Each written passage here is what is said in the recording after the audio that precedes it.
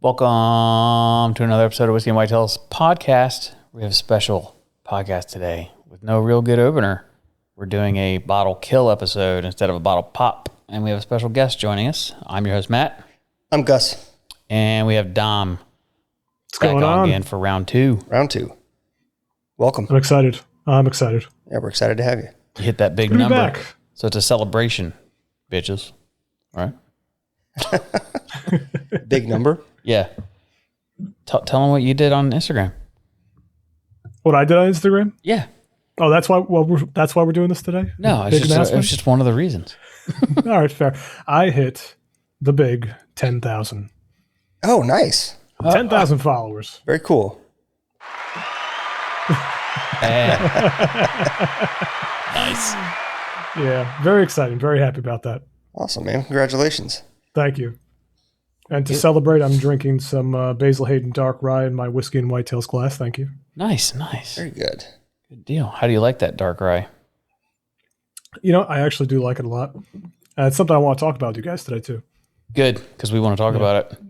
For this bottle kill, we're doing one of my favorite bottles that I found on Randomness, and it's the Old Scout Smooth Ambler Single Barrel Select. This one is 12 years old, and I typically don't like whiskeys that are this old, but this one is really good. Is that coming in at 113? Yeah, 56 and a half, yeah. Yep. Nice. Yep, and it was a store pick, so nobody can ever tell me that I'm wrong about the taste. Oh, I don't think that the bottle will pop, but let's see. Boom. Nope. Because she empty. You gonna hand me your glass? Yeah. Gustafsson? We might get 2 pours out of this. Nothing wrong with that. If I don't spill it. Yeah. Yeah, I think we got a pour and a half probably. That's fine. Yeah. We'll save the rest for... But yeah, these episodes are basically pre-recorded ones that we're using instead of you not getting a Whiskey and Whitetails episode. Yeah. We're out of town, unable to complete our abilities. So we wanted to have all the second round guests that we've enjoyed talking to and possibly one new one. And then we might have a couple just us. But yeah, the bottle kill episodes are going to be pre-recorded so that you get your weekly dosage of Whiskey and Whitetails podcast. Yep. So if you don't, in the beginning, if you don't get an opener, we're not calling out a specific date or episode number. That's because we weren't quite sure where this was going to land, but we wanted to make sure we had quality content for you. With a Q. So we spared no expense and we went out and got the one and only Don Gatto. Oh, I feel so honored. You should. I feel so appreciated right now. Well, I mean, I'm telling you, we're not bullshitting here. This is true. We get feedback on our episodes, especially when we have guests, and we always get told we don't have enough whitetail content, included by you and some other people. So we're going to do a lot of whitetail on this one, I think. And that's cool. We'll get the whiskey ones out of the way. So do you want to start with yours, or let us start with the Smooth Ambler? Let's go with yours so we can taste and smell while you talk. Okay, now here's the thing about, as I'm going to take a sip of this. So here's as far as I can go. I can't describe whiskey and bourbon like you guys do. I kind of drink it the same way I drink wine. It's either I take a sip of it, I like it, or I don't. Yeah. And I like that. I mean, it's got a little sweet finish to it. There's no real bite to it. There's no real fire behind it. It's a good, like, after dinner kind of whiskey, Okay. Yeah. That's kind of how I describe it. You're describing whiskey. There's nothing wrong with that at all. Yeah.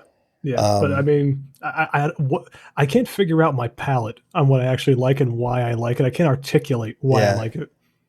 Yeah, I mean, so one thing that we recommend to people and that whenever I default to, whenever I'm having a hard time, picking out certain notes or whatever the case is I try to default to what it reminds me of, right? So sometimes it might remind you of maybe a campfire or, a grandma's house or whatever the case may be. And then from there, you can kind of start to narrow down what those notes are that are reminding you of that. You know what I mean? Mm-hmm. That's a good place to start. There's also choice flavors and notes in most whiskeys. And ryes are fun because all ryes have kind of like a rye spice profile to them. But dark ryes are going to give you a lot of that cherry, like chocolate covered cherries kind of, which is probably the sweetness you're tasting. Do you taste chocolate covered cherries? I taste, you know what, now that you say it, I taste chocolate covered cherries. Yeah. You guys are amazing. How'd you do that? It's kind of like when you paint a wall and you paint it blue and it comes out blue and you're like, I told you it'd come out blue. It's kind of like that. There's only so many things it can be, and usually people stick with the vanilla caramel wood flavor. You know, it's like that's why we like to talk about what does it remind you of.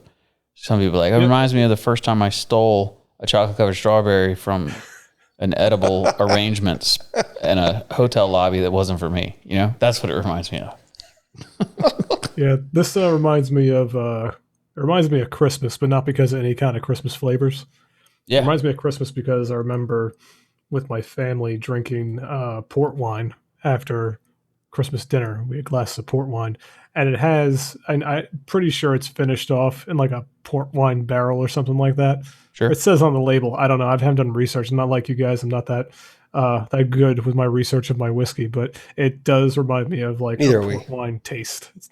We make up Christmas. half the shit we say. So. Yeah, it's fine. Half of the shit we Google while we're on the podcast. It's Yeah. okay. This reminds me of the time I flew around the world by myself in a solo out air balloon. That's what it reminds me of. That's all, dude. It's also a great way to brag about things, brag about achievements. This reminds me of the first Rolex I bought, which I've never bought a Rolex, but I had to sell it to pay my mortgage. But Yeah. This reminds me of the first time I scaled Everest. yeah, That was did the you best summit? whiskey I ever had. I think you have to summit. Yep, Yeah, I did. Whiskey tastes better on the summit. You know that? I bet it's because it won't freeze. It's probably the only Has to thing do you with the drink air then. quality and the thin of the oxygen. Really brings out the flavor. I'm sure it brings all the alcohol too. So All right, that's enough whiskey lies from me. yeah, it's we'll transition into camera first. So Okay. let's we do were it. chatting. I've been listening to your podcast, and you guys always talk about cameras. Yes, we do. And I think it's an important thing because a lot of people think that they have to buy like the craziest, most expensive thing. And then your recent lesson that you learned is you bought, was it the Nikon, whatever, and then like 2 weeks later it was $500 cheaper. Yeah, this is the Z5. So it's, I'm still upset about that. So thanks for bringing that up. well, it was an important. The lesson learned there is that you don't need to buy the camera that came out today.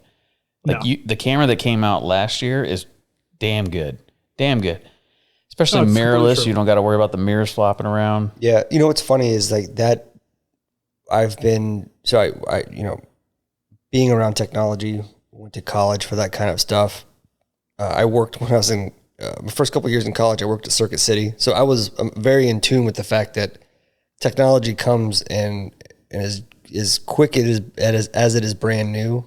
You know, it's old a few weeks later, and as much as I know that, I still find myself falling in that same trap where I'll buy something and then it's replaced, and then I get upset. Yeah, But but in reality, I don't mean to interrupt. But in reality, it's not that much different most of the time. Yeah. And honestly, I always try to buy whatever tech I'm buying, whether it be my stuff I put in my computer or, any kind of tech. Yeah. Even if I'm buying like a TV, I want it to last minimum 5 years. That's my goal. If it's not going to last me 5 years, I'm not going to buy it. Sure. Because I don't want to upgrade anything within 5 years. If it can't last that long, it's not worth the money. That's a good rule. So Yeah, that's always been my rule. if people were wondering I want to get into photography, like Sure. what's a good starter camera for them to go out that they could get for under $1,000? Under $1,000, Nikon D3500, and you'd have plenty of money left over for some lenses. Yeah, that's what we had. There you go. That was our first camera. What was your first I camera? love that camera. I love that camera. Yep. I I had think It's like Canon during the EOS. holidays at like Sam's Club and Costco, they sell it I think in like a bundle because I think they still make it, right? yeah, they still got it. Sure. And it comes in a bundle with like maybe one or two lenses, a bag, an SD card, blah blah blah blah, and it's usually well under $1,000 I think for the whole thing. I started with Canons. I've had That's right. Canons forever, the EOS, and we ended up switching to Sony because of a lens issue. Renting lenses for Canons was a lot harder, and we ended up renting a lot of Sony bodies when we would film hunts. and the A7. Why am I blanking? A7 III, yeah. Yeah. So when that came out, it was mirrorless. It was small. It could do all the things we wanted to do. It has the ability. It has the slow motion setting already on it, which films. Mine's set up for little Whiskey and Whitetails trip. The only thing that I don't do is change the settings on my camera all the time. So if you see something in cinematic view, which people that, I mean, if you think about a cinematic shot, anything I have in cinematic, I filled it in slow motion because I've never changed the settings. But it's nice to be able to switch back and forth. It's just sometimes the transition from full color to cinematic doesn't really. Does cinematic just change the frame rate? Tom could probably explain it better, but it makes it more of a light. It's like you're wearing light sunglasses. Oh, okay. Like maybe 10% window tint. It takes away Or 50. the true black in the photo, so it's kind of film and faded. Okay, so I'm thinking of something different. So my college roommate, shout out to Dustin if he's listening, was a film major, and so he would explain like why, for instance, television looks different than movies because they're filmed at different, I guess, frames per second or whatever. And that's why movies have a certain feel and quality to that video versus television sometimes seems crisper. Not that movies aren't crisp. It's just a different feel. I don't know how to describe it, but Looks different. Yeah. So it's all about frame rate.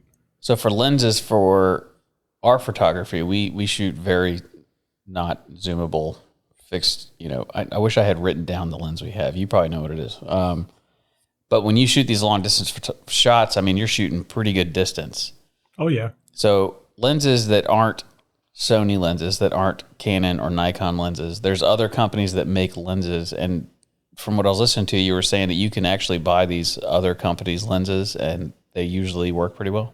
Yeah, the two big ones right now are Tamron and Sigma.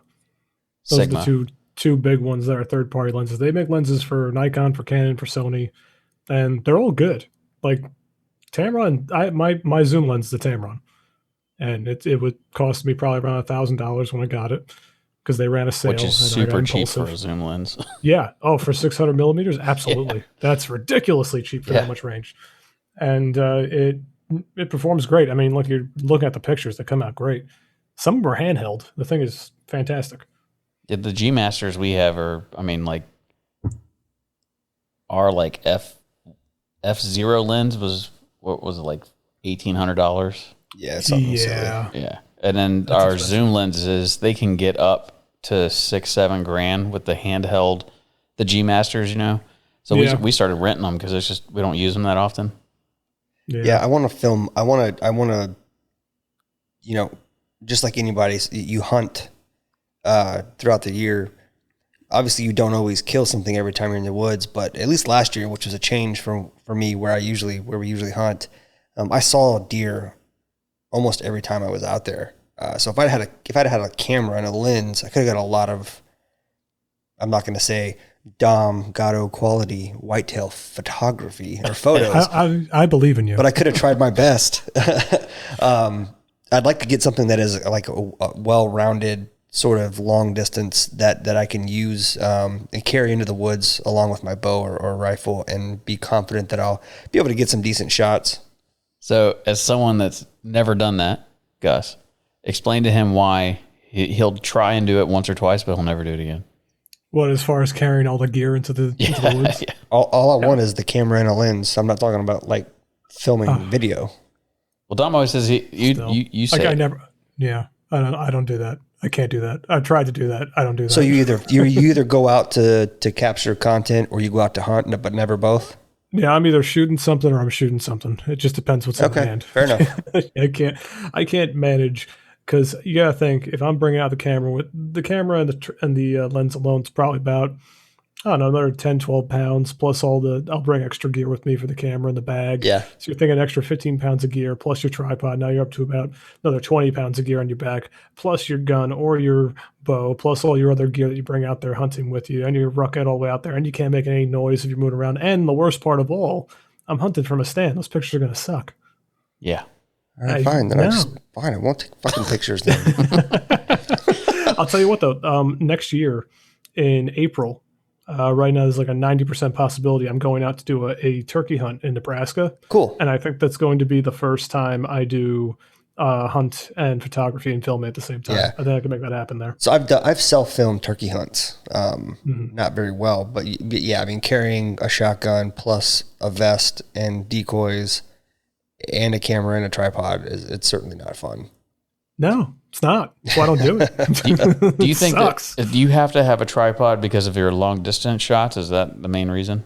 I like to. I don't have to. There's vibration control on the lens, and for the most part, I'm pretty steady. I'm not a weak man. I can hold the camera up for quite a while, fully zoomed out, and still be okay. But I'm running the risk if I'm taking those shots at a lower shutter speed, especially early in the morning, where I gotta drop the shutter speed to like 1/200, even like 1/100, and I'm already worried about motion. If I drop it that low, I'm never gonna get a steady shot without a tripod. Yeah, low light. You need it. Low light, you definitely have to have a tripod. Yeah, and a very still subject.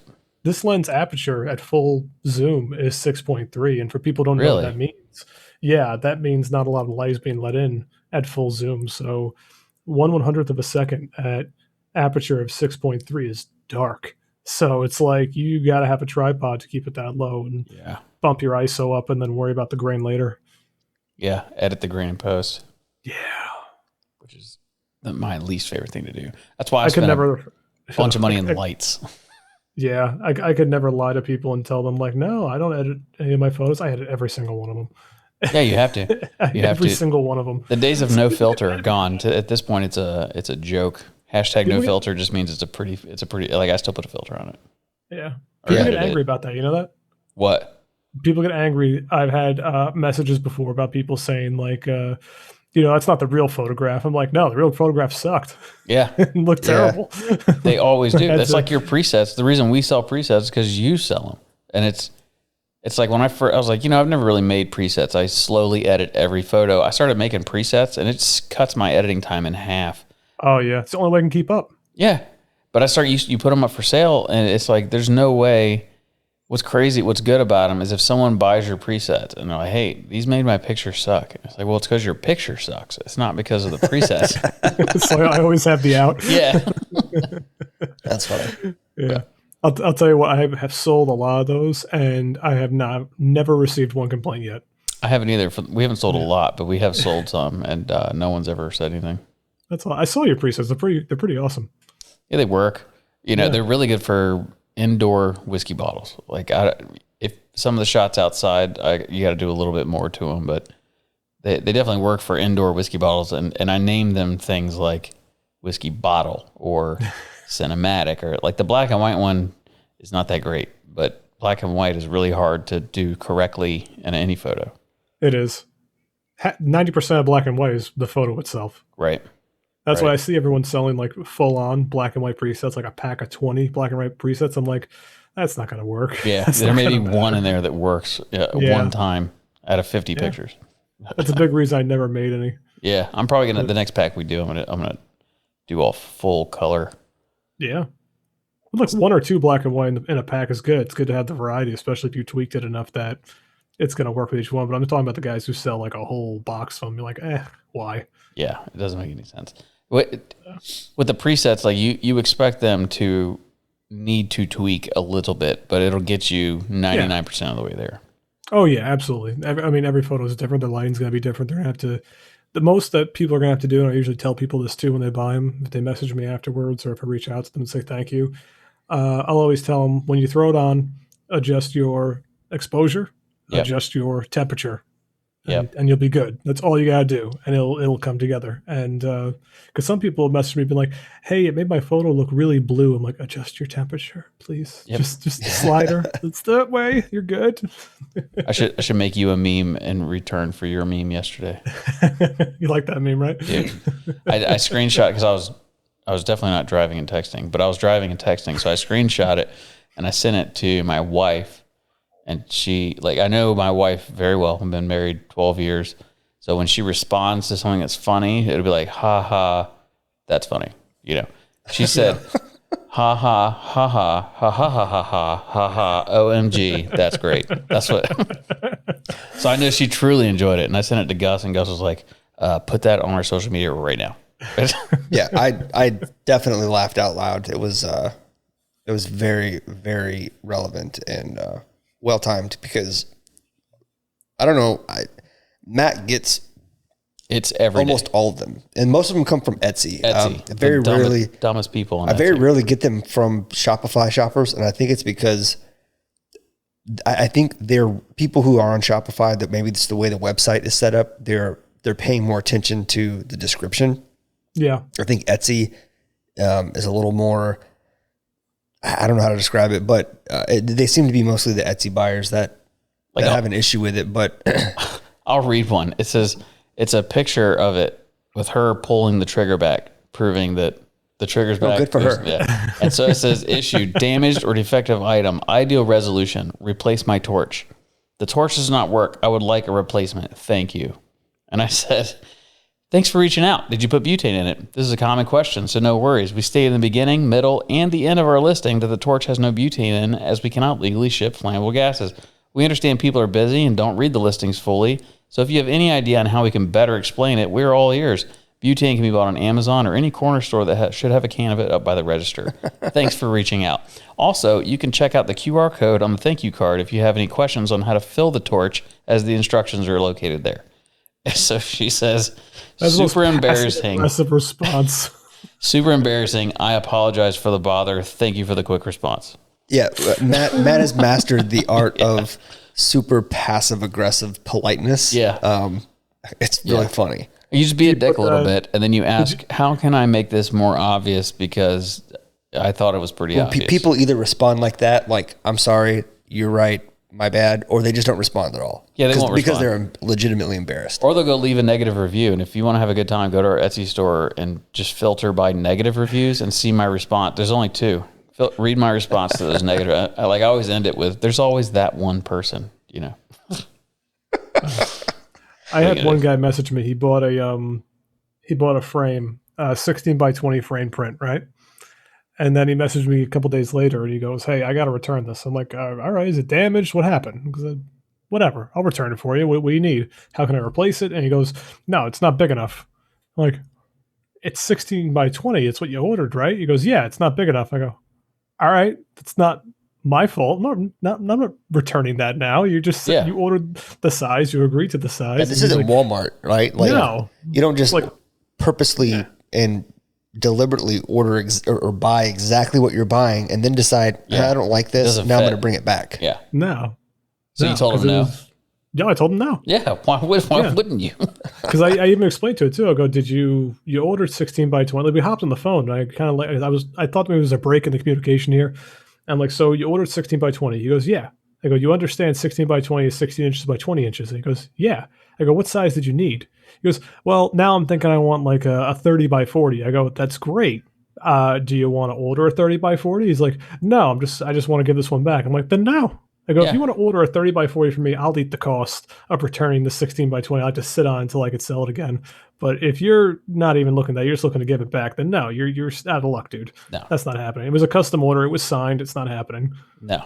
It's a custom order and signed and you wanted to give it back? Custom ordered, serial numbered, and signed. Wonder how old that guy was. I don't know. That sounds like some shit some 21-year-old millennial would do. He sounded young. How old are you? Stupid. Sorry. I'm 32. Okay. Whew. He's an adult. That's right. His prefrontal cortex has formed. I saw a meme today and it blew my mind. It said that kids today talking about the 90s is the same as us in the 90s talking about people in the 60s. Oh, God. Yeah, it's pretty crazy. Except that hurts my feelings. I think the 90s was the best era. But then your dad, the 70s was a buster, and my grandpa the 50s was, but everybody thinks that they're. We definitely had the best music, no doubt. The music that came out in the 90s, early 2000s, and the best Jinko jeans. Yeah, I had black Jinko jeans that I wore at least 3 times a week. All right, what was your favorite band from the 90s? Oh, that's a hard question. Jeez, dude, As I Lay Dying. Yeah, I grew up like I was big into Korn and metal in the 90s. So we used to go to concerts all the time. Yeah. Nice. Yeah. It was a good time. What was your favorite? Oh, after you say Korn, you're not going to like my answer. No? The Then Goo again, Goo Dolls. they're not that bad. No, I was more favorite band from the 90s was Blink-182. Oh yeah, hell yeah. Take off your pants Yeah, and I like jacket, bro. It's Absolutely. it's a great album. Yeah, Great like album. I'm one of those people who, from a young age, I blame it on my parents and just the way I was raised. I did not really discriminate in music. You can find me listening to, from an early age to just about any genre, and so I grew up liking just about everything. It really just depends on my mood. Sometimes when I'm working on stuff in the shop, it's country music or it's rock. Sometimes I'll listen to classical when I'm studying or working. It really just depends on what I'm doing. I don't discriminate at all. I screwed up. As LA Dying came out in the year 2000, so it's pretty damn close. But They were probably practicing in the 90s, so you're still good. bands like that, like not Nirvana old enough, but like Soundgarden, Lamb of God. Yeah. Tool. Tool. Love Tool. I was all into all that stuff. Yeah, I was listening to 90s hip hop. 90s hip hop was the best hip hop. yeah, it's good hip hop. There were some good songs in the early 2000s when Eminem was really Without a question, 90s country and late 80s country is hard to beat. It became country pop is what it became after 2010. Did you listen to one genre or you listen to all kinds of stuff? I mean, I was more into, I didn't go into like the full-on 90s emo phase that a lot of people did. Wasn't for me. Yeah. Like, I kind of kept it in like the pop punk Blink-182 kind of stuff or something heavier. So like you Korn skateboard and stuff? Too. No, I didn't skateboard. Did you wear mascara? Only once, and I did not enjoy it. I used to. Here's a very embarrassing fact about my childhood. I used to rollerblade, not rollerblade, like inline skate. So did rollerblade. we. Oh, So did did you? we. Yeah. Embarrassing. Dude, no. What? Embarrassing. I'd rollerblade today. I saw some kids it's like 2 days ago Don't do that to skating. yourself. What? Dude, rollerblades were the shit. Did you have soap shoes? Do you remember those? Soap shoes. So they were like grease them? They were like Vans, but in the middle they had this plastic cup that you could grind on like bleachers in the gym and stuff. I remember those. Those were the shit. I had several pair. No, I had a pair. What were those, K2s? Yeah, everybody wore it. Yeah. Yeah, I'd wear K2s today if they still made them. No, I look back on it because I used to. I mean, look, I wasn't full on mascara, but I had the big baggy black jeans with the K2s, riding down to whatever local skate park there was. Yeah, man. Thinking I was hot shit. Well, we did the same thing. We were hot shit. Yeah. I'm just a fat old man now.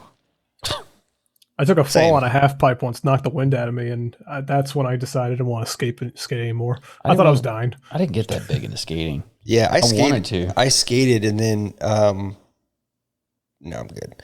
I had a all right, hold on. Bottle's killed. Bottle's killed. All right. Congratulations. Sorry. Appreciate it. Yeah, no. So I picked my first set of rollerblades.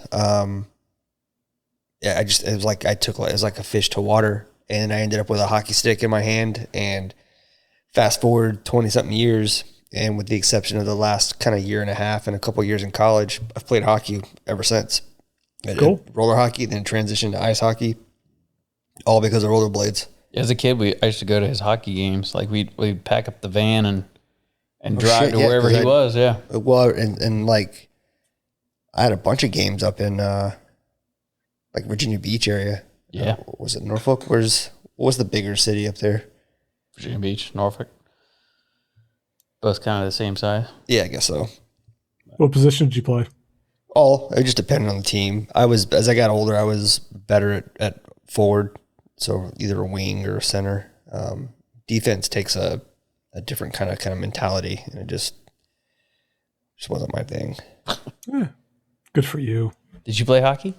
I did not. I did when I was like really, really young, and I sucked at it. I was more a football player. Yeah, football's good. Yeah. Yeah. I was a running back.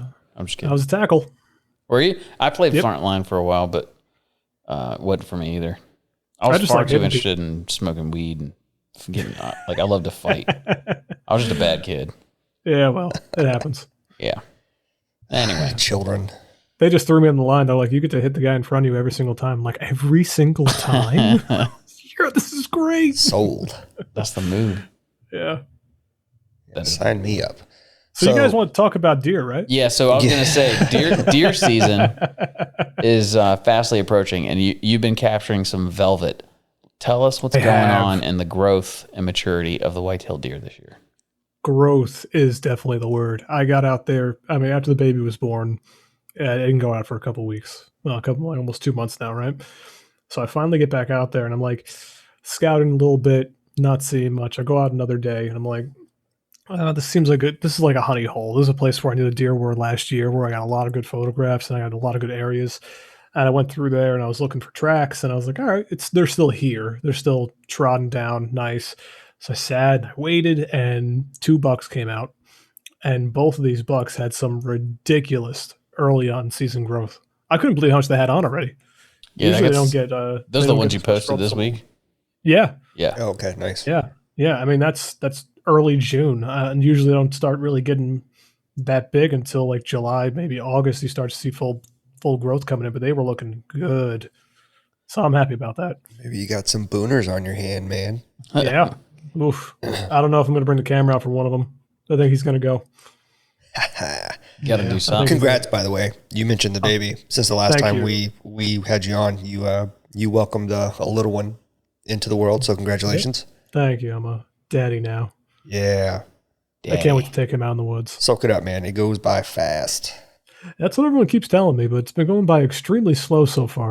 It will to start, man, because you're sleep deprived and there's not a whole lot of room for anything else. But you'll blink a couple times and there'll be 4 or 5, and yeah. I could probably fall asleep right now. I could probably pass out right now to just listening to the sweet sounds of your guys' voice. I'll just treat this like I'm listening to any of your podcasts and just be out cold after like a half an hour. We definitely don't want to put people to sleep. I have been told that our voices are buttery, and I don't know what buttery means. They're soothing. Someone said our voices are buttery? Yeah. All right. Welcome to the podcast. Maybe we need to do. Maybe we need to submit some story readings to that app Calm that people listen to meditate or to put themselves to sleep. Just read some stories. I don't want to be known as the guy that puts people to sleep. That would be terrible. I'm just people saying, are paying for it. I'll put people to sleep all day. I think you could do it. Well, I don't want I think to. you guys have the voices for it. You could do any kind of like book readings and stuff. You'd be pretty good at it. Okay. Buttery is a good word for it. Voice actor. Seriously. All right. So these whitetail deer. So because I don't ever see them this early in growth, it's crazy looking at them right now because I don't know that I've paid attention to it. Let me start over. I don't know that I've paid attention to them this much. What's wrong with my voice? It must be the way I'm sitting. It's buttery. It's buttery. They look extremely thicker because you always see them after they've already lost the velvet. But I don't know if the early velvet is thicker than the later velvet. Do you know? It is. Yeah, it is. Because they when you look thick, at boy.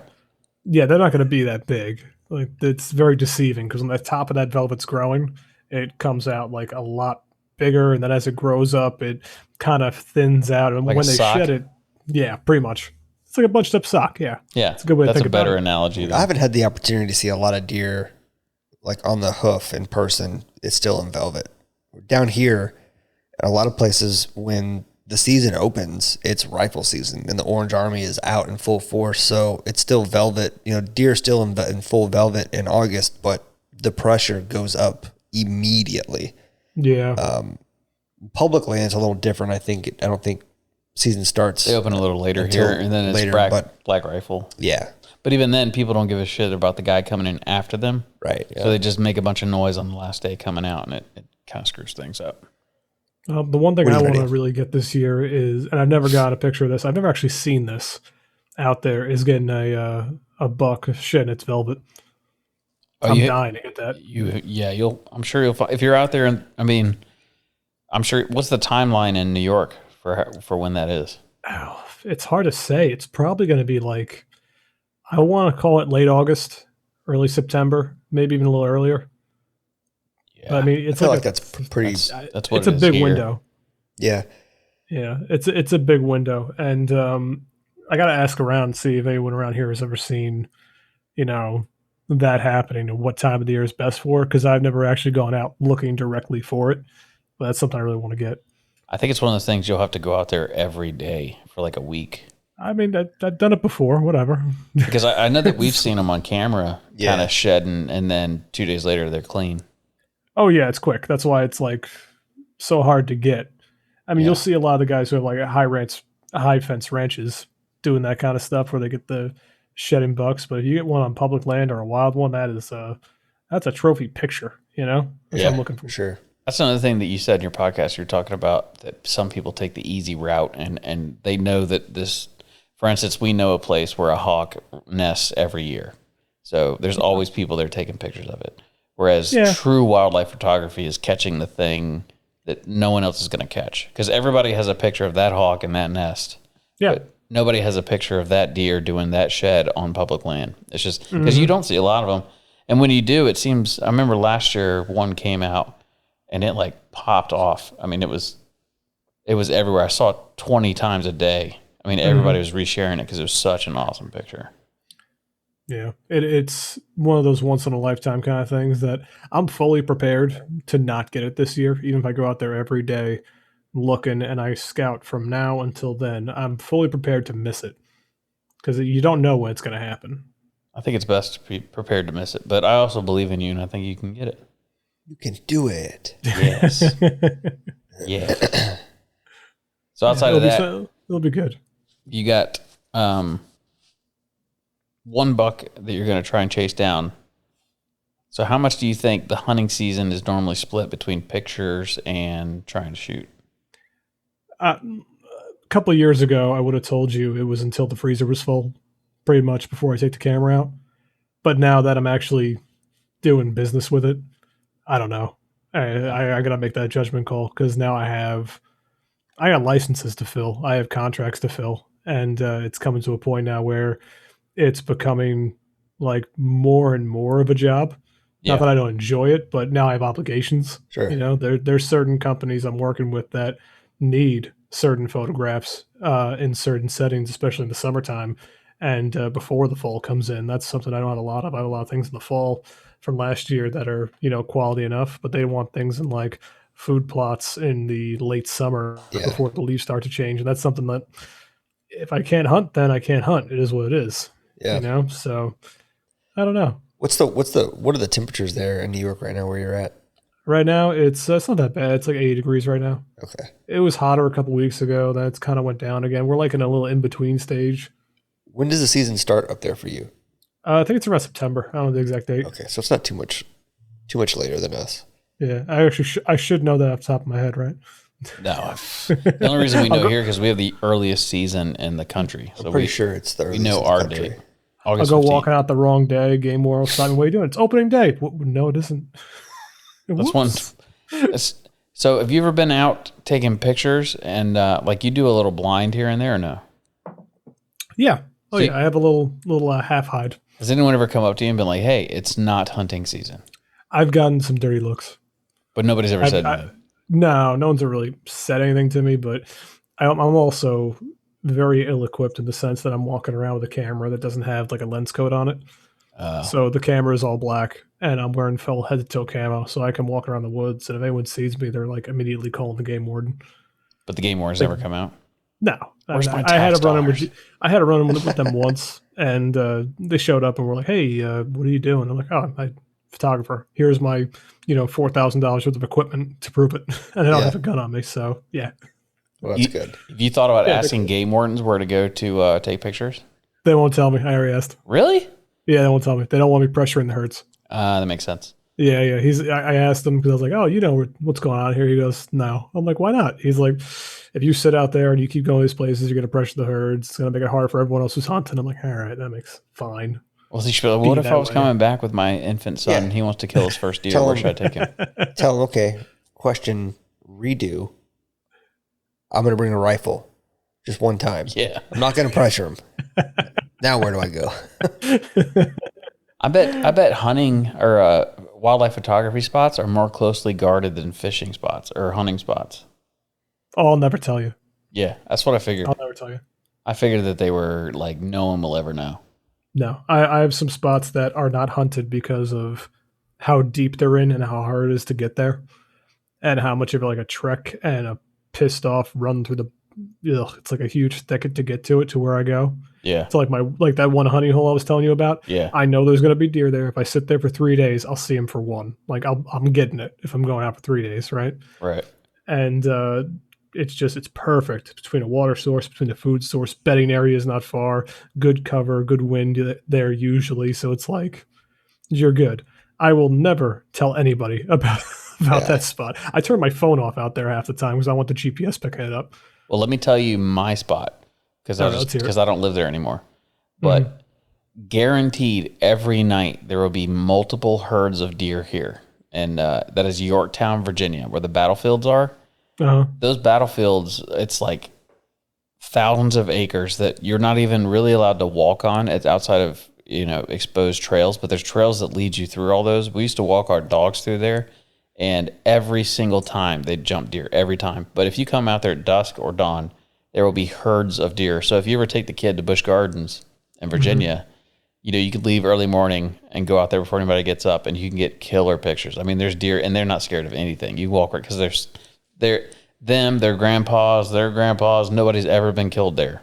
So they're not scared of humans at all. You could get killer photos out there, and it may be different now, but back then, I never saw photographers out there, ever. I gotta go out there now. Maybe you think about that. Maybe there's some battlefields near you that you could trek out to easily. That's not a bad idea. I probably should look into that. Yeah, just saying. There's I don't know how you wouldn't very, very easily be able to get into some of these places, but I've been to some places from facilities that are fenced in. One of them was actually NASA in Houston, and the other was a naval facility in Maryland. And the deer, similar to that, have never been hunted on that property. So generations of deer have been born and lived on that property. Yeah.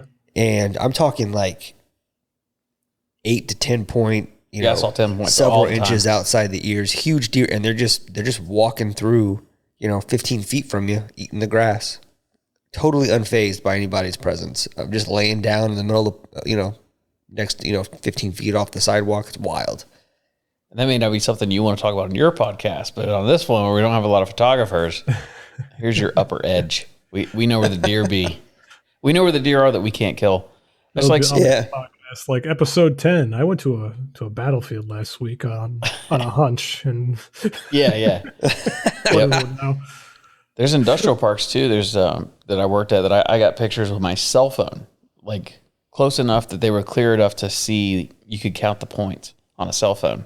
That's cool. On industrial parks, because there's no one there after 5:30, 6 o'clock, and it's just rampant with deer.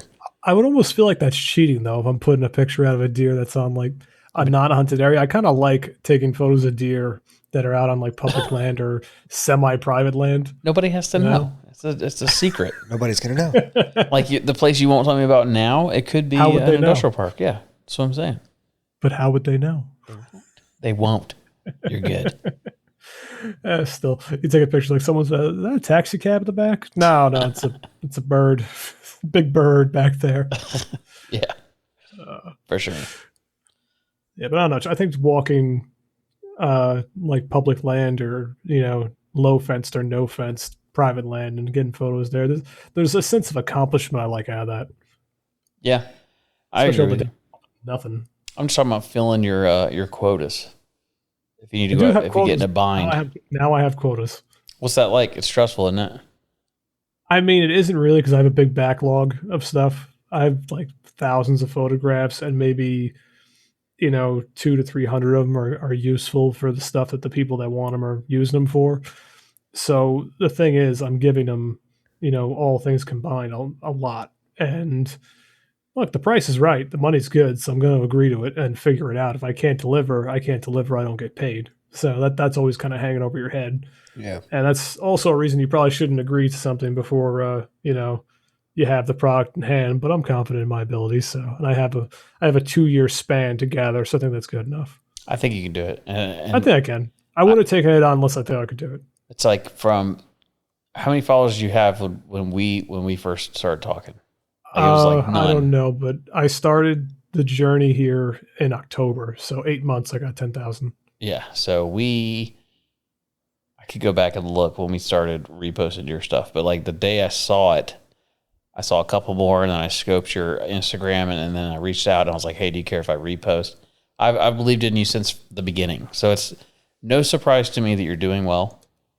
And I think that you have serious potential here for your shooting style, your values, your hard work ethic, and of course the camera and editing styles. Eventually you're going to be so big and so successful, you're going to outgrow us. And yeah, you'll just leave us in the dirt. We'll look back to the one time, those 2 times when Dom wasn't too cool to hang out with us. Now you turn into Lance Kruger and he doesn't even answer DMs anymore. I was actually talking to Lance today. Were you? Yeah. Yeah. Well, he takes some crazy photos, man. Yeah, he does. Yeah. I ask him a lot of advice. If I had to pick someone to look at for advice, that's who I'd pick. So is he forthcoming with that? Like in the photography community, you guys? He's very forthcoming with it. He's always answered. Like I messaged him a long time ago, back when I kind of first went down the road, because I had, I was looking to jump 10 steps ahead and get my stuff published, like immediately, right? And so as I researched that a little more, I saw, Lance Kruger, he's a very famous photographer and someone who has been published a million times. Yeah. Let me shoot him a blind DM and be like, hey, what do you think about this? He couldn't have been more forthcoming about all the information, and he couldn't have been more forthcoming telling me that everything I was doing was wrong. Yeah. Which was very important. That's very straightforward. Sometimes you need that. It would have put me off track on what I'm doing now by years. Easily. Wow. Yeah. So, and now I'm doing, licensing deals and selling prints, and it's starting to turn really good money my end. And I thank him for that, because had I been pursuing publication, I would have burned myself quick. Sure. Yeah. So, what's the reason about that? Because now I'm interested. If seeking publication for is faster than what you did it. Here's why. And here's the basic reasoning. Say a magazine wants a photo from you, right? And you say, yeah, you can have it. They pay you the standard rate, whatever it may be. When they call you the next time and say, we need another photo, and you don't have it, they're never going to call you again. So that's the end game. That's where you should be looking after you've already gone through all the steps and you have a huge library to back it up. Yeah. And you have all different settings and all different seasons and different states and different deer and different everything, so that when you turn to any of these publishers, any of these magazines, or any of these people looking to print your work out there, when they call you and say, hey, do you have a picture of a deer like this, but maybe in the winter? And you go, yeah, here it is. Done. They'll call you every single time. That's how you make a career out of it. That makes sense, because I think about when I look for, if we buy stock footage for anything, and it's like they don't have it. So I have to go out and recreate it. But if I were to find somebody that had it, and I would go back to them and be like, hey, last time I used you, but do you have, and he says no, I'd never call him again. Yeah. Makes sense. It's true. And I didn't realize that or think about that. And I'm kind of glad I got bit with that early, because it was a hard truth when you're all hyped up and everyone's liking your stuff and you think you're that good. And maybe your one photo was that good. Doesn't mean all of them are that good. You need all of them to be that good. So, yeah. That makes sense, because the more people you lose in the beginning are more people you won't get in the end. Exactly. You burn bridges early on. Yeah. Because they remember you. That's really good advice. Yeah. And I pass it on because he's real passionate about preserving not so much the business side, but the integrity side of being a photographer at that level. Because if you have a guy who's going to go out there and just throw his photographs, everything, just because he wants them in a magazine, it kind of, disgraces all the hard work everyone else is doing, Yeah. Yeah. So what other advice do you have like that?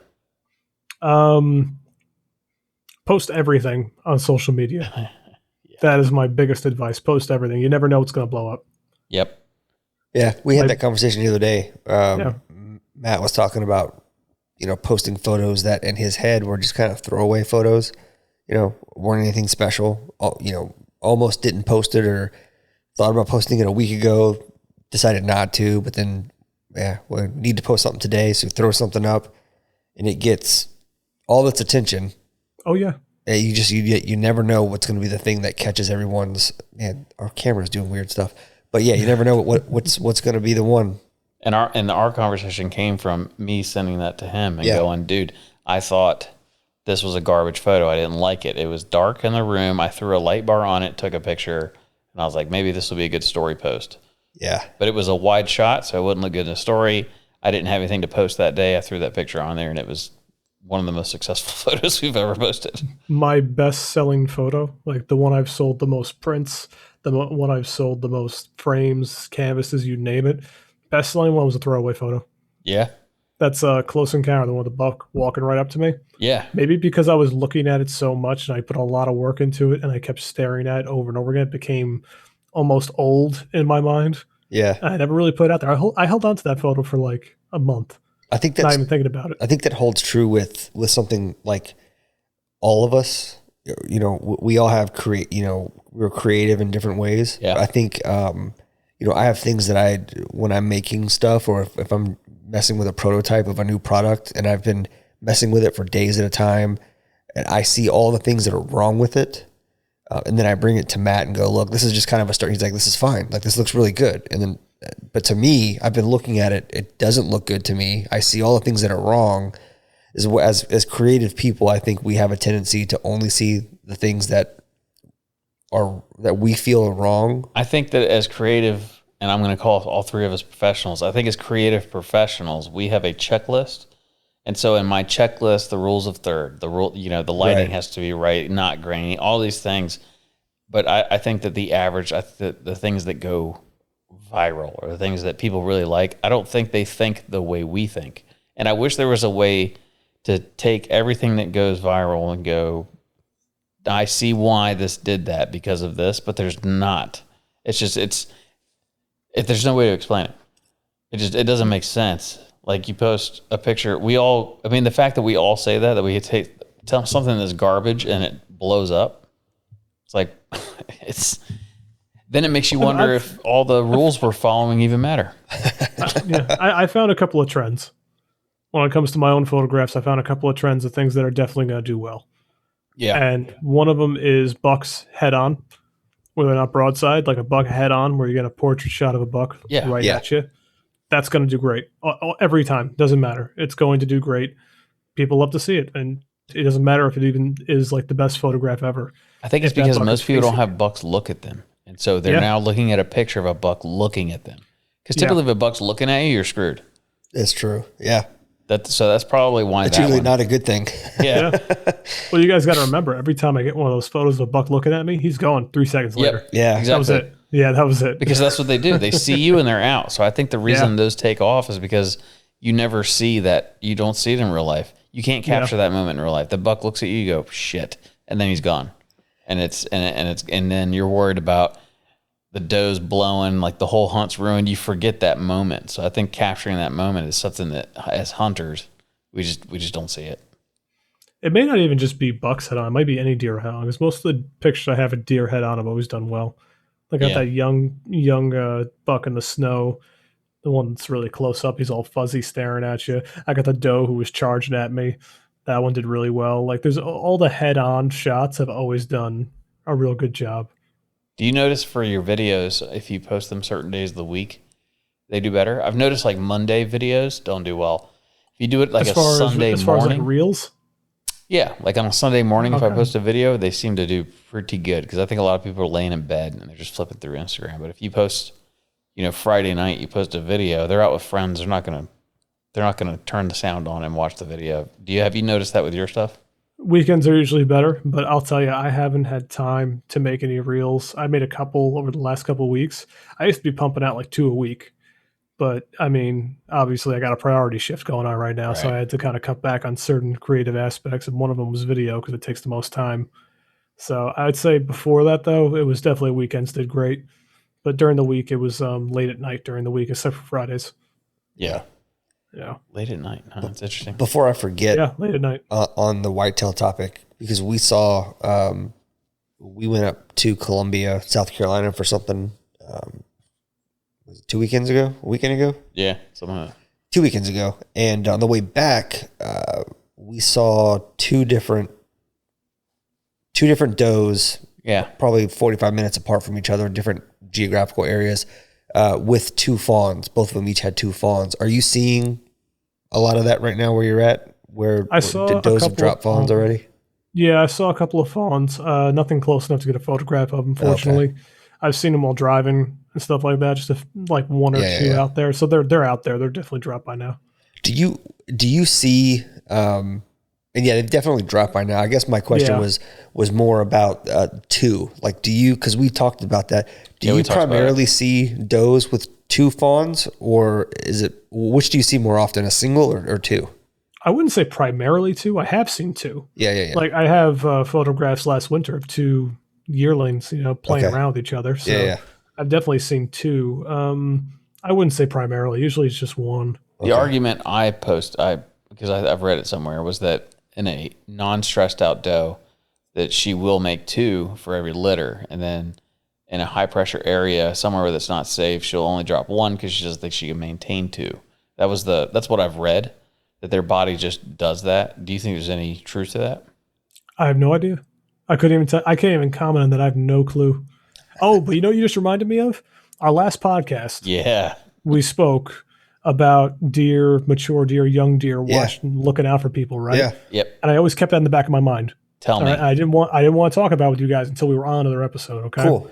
Do it. Since then, well, let's preface in case somebody heard. Recap. Yeah, okay, recap. Go ahead. You want me? You recap.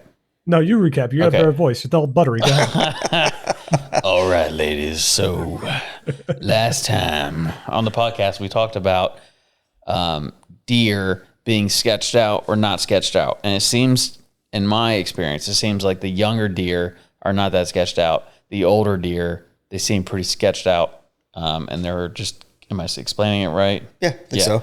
And I wonder, the question I asked is it easier to get pictures of younger deer because they don't run away quicker, whereas older bucks, they tip out. Specifically, I think what it was he had a lot of, he noticed and had photographs of young deer looking directly at him. Yes. And mature bucks seemingly being aware of his presence, but not looking directly at him. And our hypothesis was that the mature bucks are being aware of their surroundings, but not giving away that they're aware of the danger for fear that, tipping off whatever that potential danger may be may expedite any attack or anything like that. They want the predator to make the first move, that kind of thing. Yeah, exactly. That was the thought. Okay, so since then, all right, which was a while ago now, even during the last season, going out, watching the deer, always had in the back of my head, because I didn't know whether or not it was a fact that maybe I was just capturing that moment. Yeah. Maybe it was, maybe it's not a common thing. And that's what the question came from, is because that was my impression off of your Instagram. Yeah. So what I observed, all right, and this is, again, limited study, no science behind this, just straight observations. The more mature the deer, the less they were looking at me. Really? Like straight on. They were always walking by, and if they would stop, especially doe, if doe would start stomping, they would keep looking straight ahead, but I could see them side-eyeing me. They would look at you with their eyeballs. And I would notice that right away as I'm sitting there. I'm thinking, Madden Gus, holy shit. So my hypothesis was correct. So I think in my case, it was correct so far, yeah. So you did feel in those instances like they were aware of your presence, but they would not explicitly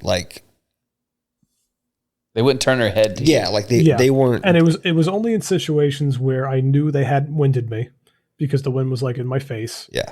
And I knew I hadn't moved and I hadn't made any sound, anything like that. And they were walking out, but you could tell they would kind of do a little quick trot and stop, a little kind of scared trot. They can just feel you. They would start, whatever it may be. I mean, look, their noses are great. Maybe they did smell me a little bit. They got a little whiff of something. They just thought something was up. But the more mature deer would keep looking ahead and kind of side-eye, move their heads over a little bit, but they would look and see me. And the second they did, they were gone without ever looking straight at me. You heard it here first, folks. Yeah, the young deer had their heads on a swivel, ears all over the place looking around. And the second they spot me, they kind of start a little bit. Maybe they'd run, maybe they'd try to figure it out, but then they would go. But the more mature deer are much more skittish in the sense that they would be not turning all the way, letting me know that they knew I was there. So has that changed your shooting style at all? No, not at all. Has it? No. Have you come up with a hypothesis on why they're doing it? You think it's experience? The same one I had before. I think it's just, I don't know so much of it's experience or that's what has kept them alive, you know? So I don't know if it's a learned trait or it's just one they had inherently so that they survived longer because of it unknowingly, just because that's how they are. And I don't know enough about deer biology or deer behavior to really give a accurate statement past on what I've observed personally, but I will say that it was crazy really watching them for that long. And I'm really glad we came back to this because I've been wanting to tell you about this for so long, but I didn't want to ruin it. Well, I'm glad you told us. Yeah, man. Yeah. That's awesome. Yeah. Yeah, I'm glad you reminded me. I was about to go through this whole podcast and not remember to tell you. This sucks. Well, I'm glad we answered that. That should have been how we opened, was answering the question from last time. Yeah, well, we got there. It's okay. Yeah. I'm glad we did because I would have been very upset if we didn't. I'll try and use a piece of that as the opener so that it'll hook people in. People know that we're answering that question. Yeah. It's very important. Interesting. Have you learned anything else since the last podcast?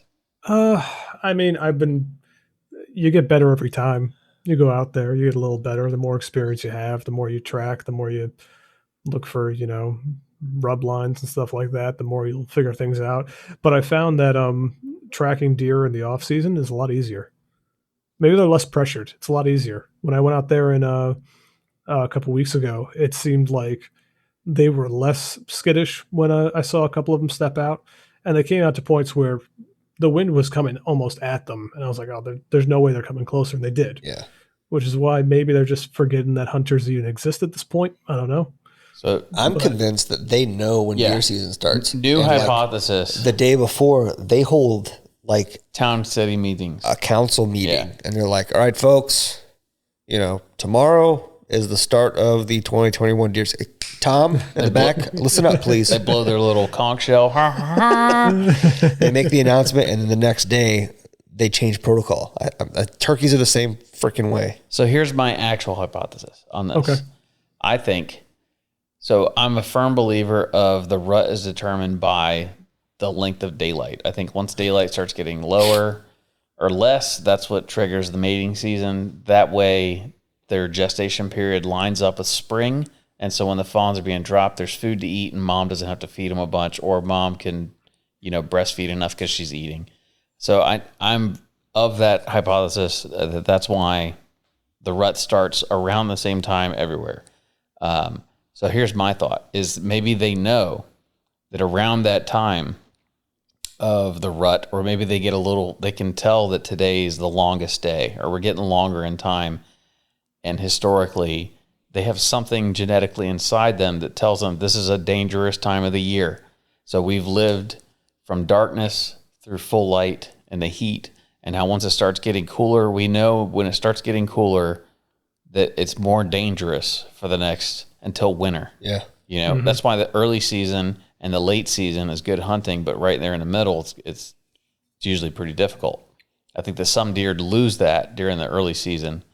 And then that's why you see them more, or during the late season, that's why you see them more during the end. So that's so as you're out there in the woods and you look at it, see if you start noticing they get more skittish leading up to deer season.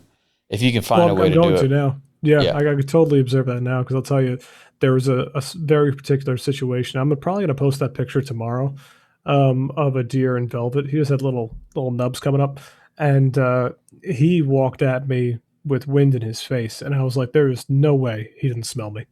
There's no way. There's no way he can't smell me right Especially now. Especially New York cologne y'all wear. Yeah, I guess so. And little cool water. Yeah. But there's no way that this deer could not smell me from where I was sitting and from where he was walking from. And he came over a little hill, a little crest, and he was just standing there. And he's looking around, and he looks at me and eventually runs off. I got some pictures of him, but I'm like, that wouldn't have happened last season when I was out here during the fall. It wouldn't. There's no way. Yeah. So I want to know if they are not feeling the pressure, and that's why they're a little less skittish, or what. I'll have to do some more of my own single testing. You've confirmed our first hypothesis, and you heard it here first. Heard it here first, folks. Yeah. Matt has introduced a second hypothesis, and our field correspondent Tom Gatto will be out this year to validate. Our New York operative, which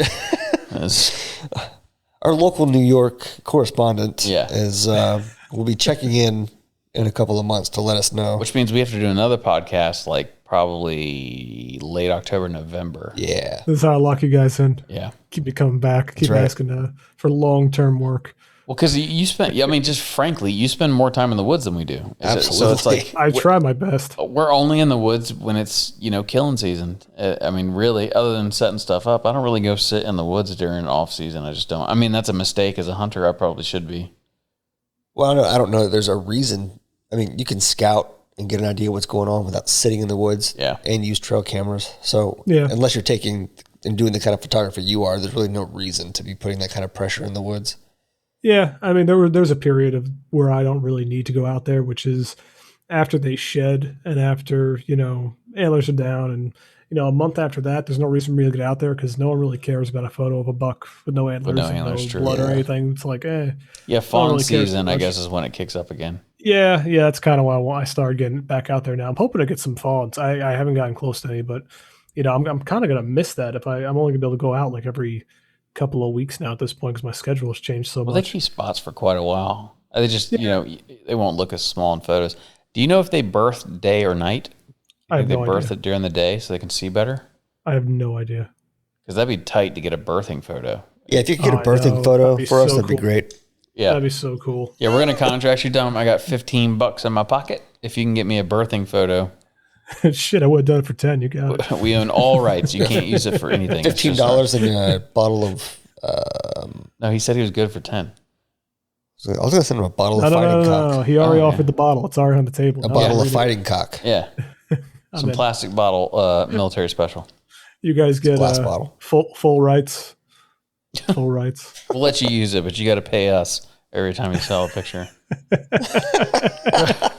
Royalties. That's funny. So to wrap this up, we have, at this point, this probably won't be released for a month. So yeah, who knows? At this point, I think that we can do the product alert. For what?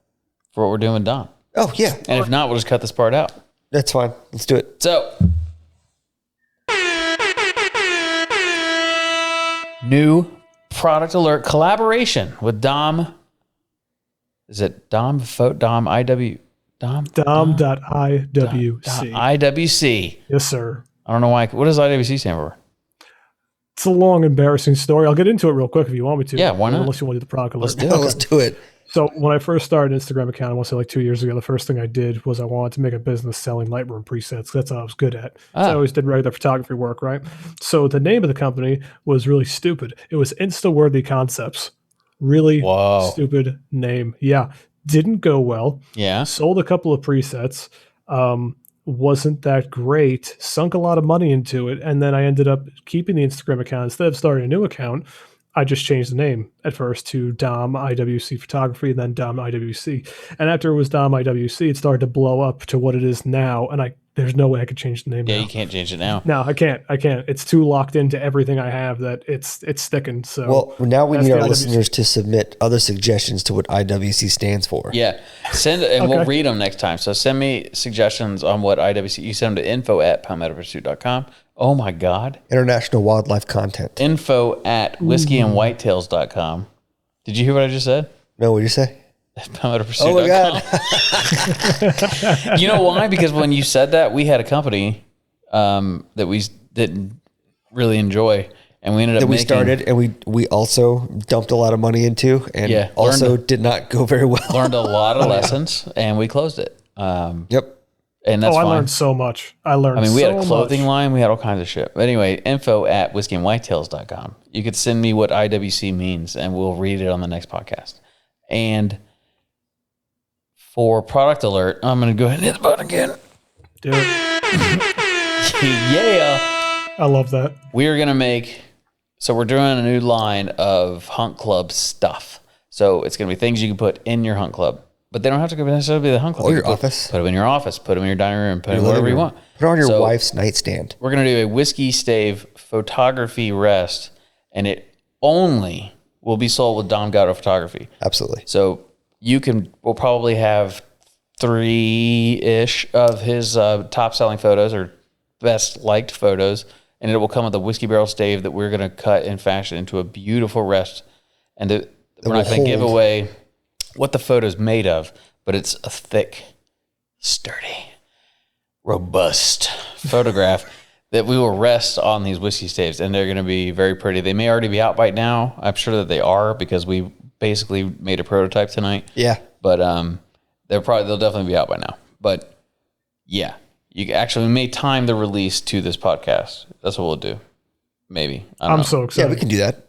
We'll time the release to the podcast. We didn't say a date, so we can time that, and that puts lights a little fire under my ass to figure out the best way to set that up. Yeah, we'll have them ready. And then you start looking at the 3 photos, and if you go to our site, do you want to sell them as well? No, we'll sell them through you guys. This is a Whiskey and Whitetails thing. We'll do it. Come to our site, whiskeyandwhitetails.com, and use podcast for 20% off. And we probably aren't doing free shipping right now because there's no holidays, but no, you can pay for shipping, you tightwad. Yeah, you pay for shipping. It comes out of it's not like we charge you shipping and then we're like, haha, look at this money. No, and you pays for shipping. The one listening to this. You want it in your house, you pay for the shipping, okay? Yeah. But you can use code podcast to get 20% off. And we'll have them on there with 3 photo options. We'll go ahead and lock it down to 3 because 4 is too much. So 3 of the best. I can think of 3 good ones already. Yeah, we have plenty of time. You probably got a couple weeks. We'll give you 3 weeks. At least. Done and done. Deadline met. Don't worry. And we'll probably do a package deal where you can get all 3 for a cool price. Yeah, that's what I was thinking. Yeah. That way you can rotate it. Like, I'm feeling... Or just put all 3 up in your office. I, for one, am going to buy one correctly so that everyone gets paid here and have it in my office. For sure. I'm not. I'm just going to steal it. Just kidding. And we'll send you one for display. Yeah. You already had the photos. But yeah, awesome. We're really excited about this collaboration. It was Dom's idea, and it took us a while to figure out how to make it work. And this is what we've come up with. And we think it's, we know it's going to be a hit because everything we make is fire, and everything you make is fire. So, right? Oh, I got plenty of your stuff. I love it all. Dude, I got plenty of your stuff. You send me a bunch of stuff. I'm drinking out of my Whiskey and Whitetails glass right now. It's beautiful. That's what's up. Yeah. We done jerking each other off here? No. Haven't completed yet. All right. We got some pulled pork barbecue sandwiches and a bunch of products to make. Yep. We got to get ready for our first night market. Yep. Start at the night market on Friday. So awesome. Good stuff, guys. Thank you very much for having me on. I really do appreciate it. Thanks for joining us. Thanks for joining. All right. Anyone else who's listening out there, take it from me because I own stuff from Whiskey and Whitetails. Matt and Gus, good people. They have some awesome products. Smoke blocks are great. The glass is great. That cigar rest is awesome. Use it all the time. So if you guys are looking for some cool gift ideas or some cool stuff just to have around your house, in your cabin, in your hunting room, whatever it may be, Matt and Gus, the people. I just moved into a new house, and I have some bare space in my office, so I'm going to be checking out Dom Gatto's website for some print ideas to fill some space on my wall. If you guys need some, let me know. Whiskey and White. There we go. If you guys need some epic pictures of deer, epic. Dom, you sell them as prints and framed, and basically any way you want to get it, you can get it, right? On your website? On the website, I got prints and frames, but I could also do canvases, metals, acrylics, you name it, I can print it. He can put it on there. He can even put it on cups. I could put on cups. I could put on actual pieces of maple wood, printed directly onto the maple wood. That's fascinating. And they all look photo quality. We've gotten some samples from them as we're working on our products together. It's domgattophoto.com, right? Yes, sir. And you use no code and pay the full price because they're worth it. Use code whiskey, 10% off. I'm putting that up. All right. Code whiskey, 10% off. Use code whiskey, 10% off. All right. Hell yeah. Cool. All right. Thank you, Dom. I appreciate you joining us. Obviously, per our conversation, we're going to have another one of these in a few months or 5, 6, whatever it is. So yeah, late October. Keep an ear out for that. And absolutely, man. Yep. As always. Bye. Thanks a lot for having me, guys. Bye. See ya. Thanks, man.